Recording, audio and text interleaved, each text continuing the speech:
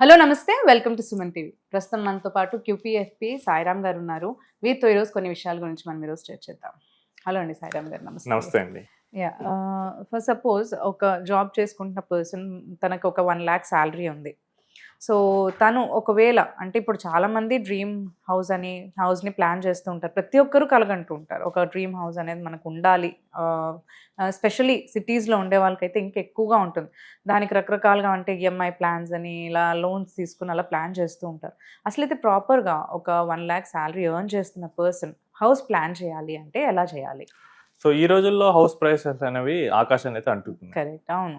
So ఒక 4-5 ఏళ్ల క్రితం చూస్తే కనుక 50 లక్షలు 4-5 ఏళ్ల క్రితం చూస్తే కనుక 40-50 లక్షలు ఉన్నవి ఈరోజు ఈజీగా 1 కోటి టచ్ అవుతున్నాయి. కరెక్ట్, అవును.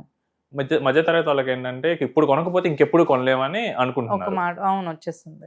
అండ్ టైర్ 2, టైర్ 3 సిటీస్, ఇదేమి ఒక హైదరాబాద్కి మాత్రమే పరిమితం కాదు. టైర్ 2, టైర్ 3 సిటీస్లో కూడా కన్స్ట్రక్షన్ కాస్ట్ చాలా బాగా పెరిగిపోయింది. రైట్. అండ్ ఇది మీరు కనుక గమనిస్తే కనుక హై ఇంటీరియర్ డిజైన్స్, ఇవన్నీ సోఫాస్, మంచి ఎలక్ట్రికల్ ఐటమ్స్, ఇవన్నీ ఒకప్పుడు కేవలం మెట్రో సిటీస్లో మాత్రమే ఉండేవి. ఇవి ఇప్పుడు పల్లెలకు కూడా వచ్చేసాయి. సో వీటన్నిటితో ఏమవుతుందంటే కన్స్ట్రక్షన్ కాస్ట్ చాలా బాగా పెరిగిపోతుంది. సో ఇప్పుడు 1 lakh ఇన్కమ్ వస్తున్న వాళ్ళు ఒక హౌస్ ఎలా ప్లాన్ చేయాలో చూద్దాం. 1 lakh ఇన్కమ్ అంటే both wife and husband earn చేస్తే కొంచెం ఈజీగానే ఎర్న్ చేయొచ్చు. కరెక్ట్. సో మనకి చూస్తే కనుక మొత్తం తెలుగు స్టేట్స్ కన్సిడర్ చేస్తే ఒక 60 lakhsలో హౌస్ అనేది మనకి మంచి 2 BHK అనేది వస్తుంది. హైదరాబాద్ లాంటి సిటీస్ అయితే కనుక అవుట్స్కట్స్కి వెళ్ళాలి, లేదా సెకండ్ హ్యాండ్ అపార్ట్మెంట్స్ అలాంటివి తీసుకుంటే కనుక వచ్చేస్తుంది. సో ఈ 60 lakhs కనుక మనం బై చేయాలంటే కనుక మన దగ్గర డౌన్ పేమెంట్కి అట్లీస్ట్ 10 lakhs అయితే ఉండాలి. ఓకే. ఈ 10 lakhs మనం డౌన్ పేమెంట్ ఇచ్చి కనీసం మిగతా 50 lakhs లోన్ ద్వారా వెళ్ళి మనం ఈ హౌస్ అనేది తీసుకోవచ్చు. సో ఈ 10 lakhs డౌన్ పేమెంట్ కూడా నేను పర్సనల్ లోన్తో తీసుకొస్తాను, లేదా నేను గోల్డ్ లోన్తో తీసుకొస్తానంటే కనుక మీరు ఫినాన్షియల్గా చాలా పెద్ద మిస్టేక్ చేస్తున్నట్టు. అంటే సేవింగ్స్ నుంచి పెట్టమంటున్నారు? ఖచ్చితంగా సేవింగ్స్ నుంచే పెట్టాలి.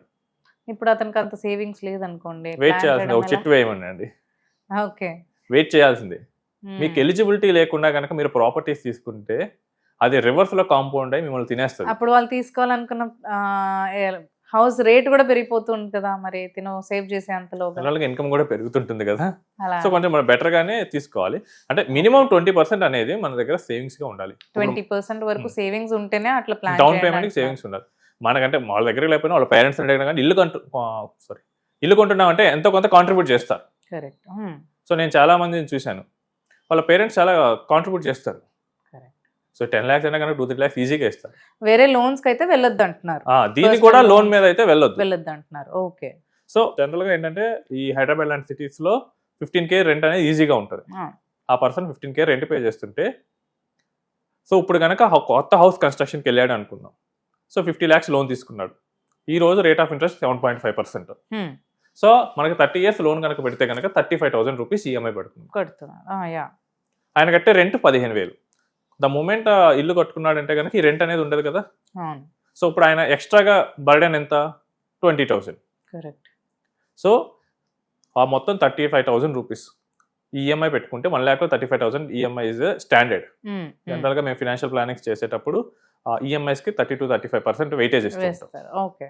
సో అది కొంచెం హెల్దీ రేషియోలోనే ఉంటుంది కాబట్టి ప్రాబ్లం ఏం లేదు. సో ఈ 35,000 రూపీస్ ఈఎంఐ పెట్టేసి 30 years పెట్టుకొని హౌస్ కన్స్ట్రక్షన్కి వెళ్ళిపోవచ్చు. ఓకే. అండ్ ఇమీడియట్గా నెక్స్ట్ చేయాల్సింది ఏంటంటే అగ్రెసివ్గా కొంతమంది ఏం చేస్తారంటే లోన్ ఉండగానే నాకు వాళ్ళకి నిద్ర పట్టదు, ఇక దీన్ని అగ్రెసివ్గా చేసేసి క్లియర్ చేయాలని చెప్పి చేస్తూ ఉంటారు. మీరు ఎంత అగ్రెసివ్గా చేసినా అది 10 years అయితే పట్టుద్ది. ఇక్కడ మనం తెలివిగా వాడాలి. సో చాలామంది ఏం చేస్తారంటే 7.5% లోన్ ఉంది అనుకోండి, మీరు ఒక 1 lakh ప్రీపే చేస్తే మీకు సేవ్ అయ్యే 7.5% ఇంట్రెస్ట్. దాన్ని మీరు బదులు ఒక ఈక్విటీ మ్యూచువల్ ఫండ్లో పెట్టుకోండి, మీకు 12% వచ్చింది అనుకుందాం. మీకు ఈ డిఫరెన్స్ అనేది 4.5% మీకు సేవ్ అవుతున్నట్లే కదా. సో బెటర్ ఏంటంటే మీరు ఎక్స్ట్రా చేయాలనుకుందంట ఒక మ్యూచువల్ ఫండ్లో 10 years వరకు అట్లా పెట్టుకుంటూ వెళ్ళండి. ఆ కార్పస్ అనేది మీ లోన్కి మ్యాచ్ అవుతుంది 10-12 yearsలో మోస్ట్లీ. మ్యాచ్ అయిపోయిన వెంటనే మీరు తీసుకొని విత్డ్రా చేసుకొని క్లియర్ చేయొచ్చు. మీరు ఎక్స్ట్రాగా ఎంత పెట్టినా కానీ ఆ కాంపౌండింగ్ ఎఫెక్ట్ లో మీకు వర్క్ అవ్వదు. కరెక్ట్. నెక్స్ట్ సో ప్యారల్ గా అందులో పెట్టే బదులు మనకి ఇక్కడ సేవింగ్స్ అనేది వస్తుంది కదా అంటున్నారు, లైక్ ఇన్వెస్ట్మెంట్ అనేది పెరుగుతుంది కదా అంటున్నారు. అవునండి. ఇంట్రెస్ట్ నేను ఎక్కువ కడతాను, ఇవేమీ మీకు వర్కౌట్ అవ్వవు. ఇంట్రెస్ట్ ఎప్పుడు మీరు వాడుకున్న బ్యాలెన్స్ మీదే కడతారు, కరెక్ట్. అది కూడా 7.5%. సో ఎవరైనా మీకు ఈ రోజుల్లో 7.5%కి బయట ఇస్తారా? నెవర్. లేదు. సో 7.5 అంటే ఇట్ ఈస్ 60 పైసా వరకు ఉంటుంది. కరెక్ట్. సో మీరు దాన్ని తెలివిగా హయ్యర్ ఇంట్రెస్ట్ వచ్చే దగ్గర ఇన్వెస్ట్ చేయమంటున్నారు. ఈ net interest margin corporate companies చాలా బాగా వర్కౌట్ చేస్తాయి. వాళ్ళు ఏదైనా ప్రాజెక్ట్ కట్టాలనుకోండి, ఆ ప్రాజెక్ట్ అప్రూవల్ తీసుకెళ్లి బ్యాంక్ లో లోన్ పెడతారు. వాళ్ళ మార్జిన్ ఏమో బ్యాంక్ లో లోన్ 12% ఉంటే వాళ్ళ మార్జిన్ 20% అలా ఏవో ఉంటుంది. అక్కడ నుంచి వాళ్ళు ప్రాఫిట్ తెచ్చుకుంటారు. Without their money they are doing business. మనం కూడా అలానే చేయాలి. మన దగ్గర బ్యాంక్ నుంచి లోన్ తీసుకున్నాం, మన మనీని కొంచెం హయ్యర్ వచ్చే దాంట్లో ఇన్వెస్ట్ చేసాం అనుకున్నాం, అదే గ్రో అవుద్ది, అదే క్లియర్ చేస్తుంది. కరెక్ట్. ఇంకోటి ఏంటంటే చాలా మంది ఏంటంటే చెప్తూ ఉంటారు, సార్ హోమ్ లోన్ తీసుకున్న తర్వాత ఇప్పుడైతే తక్కువకి వస్తుంది, తర్వాత ఇంట్రెస్ట్ రేట్లు పెంచుతారు అంటారు. మార్కెట్లో కొన్నిసార్లు ఇంట్రెస్ట్ రేట్లు పెరగచ్చు. కోవిడ్ అప్పుడు 6.5% ఉన్నాయి, తర్వాత 9 వరకు టచ్ అయ్యాయి, ఇప్పుడు 7.5 వరకు వచ్చాయి. సో బట్ ఇంట్రెస్ట్ రేట్ పెరిగేది మాత్రం చూస్తున్నారు, కానీ వీళ్ళ శాలరీస్ కూడా పెరుగుతాయి. ఒక క్లయింట్ చెప్తాను, 2005లో ఆయన ప్రొఫెసర్, ఒక JNTU కాలేజ్. సో ఆయన అప్పుడు హోమ్ లోన్ తీసుకున్నాడు, ఆల్మోస్ట్ 15 lakhs పెట్టాడు. ఆయన శాలరీ అప్పుడు 25,000, 10,000 ఈఎంఐ పడింది. ఈ రోజు చూస్తే ఆయన శాలరీ 2.5 lakhs. 10,000 ఉంది ఈఎంఐ ఇస్ నథింగ్. 10,000 ఈ రోజులు అంటే చాలా మంది ఏంటంటే వాళ్ళ కాలేజ్కి వెళ్ళే పిల్లలకి పాకెట్ మనీగా కూడా ఇస్తున్నారు. సో మనకి లాంగ్ టర్మ్ ఏమవుతుందంటే మీరు గ్రో అయ్యే ఏజ్లో ఉంటే కనుక ఈఎంఐస్ బర్డెన్ కావు, కాబట్టి ఇనిషియల్ ఇయర్స్లో ఈఎంఐ బర్డెన్ గానే ఉంటుంది. కానీ మీరు అందుకనే ఎక్కువగా బెటర్ 30 years అలా స్ప్రెడ్ చేసుకోండి అని చెప్తుంటాం.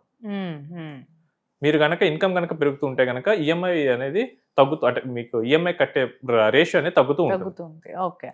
ఇంకా మీరు తొందరగా క్లోజ్ చేయాలనుకోండి, ఇప్పుడు 1 lakh 1%, నెక్స్ట్ ఇయర్ హైక్ వచ్చింది 10% వచ్చింది, 10,000 పెరుగుతుంది. So instead of paying 35,000 37,000 pay చేయండి. అప్పుడు మీకు 29 years పే చేయాల్సిన ఈఎంఐ 24 years తగ్గుతుంది. 5 years సేవ్ అవుతుంది. రైట్. సో మనకు హైక్ వచ్చినప్పుడు 2,000 అలా పెంచుకోండి. సో ఇలా మీరు కనుక కరెక్ట్గా ప్లాన్ చేసుకొని ఫినాన్షియల్ అడ్వైజర్ని కలిసి లోన్ ఎలా తక్కువగా చేయాలి, బెటర్గా ఎలా క్లియర్ చేయాలి, సో ఇలా చేసుకుంటే కనుక ఈజీగా తీసుకోవచ్చు. కరెక్ట్. అడ్వైజర్ని కనుక మనం కన్సల్ట్ చేస్తే ప్రాపర్ ప్లానింగ్ అనేది ఇస్తారంటారు, రైట్? యా. ఓకే అండి, thanks for sharing the information. Thank you so much.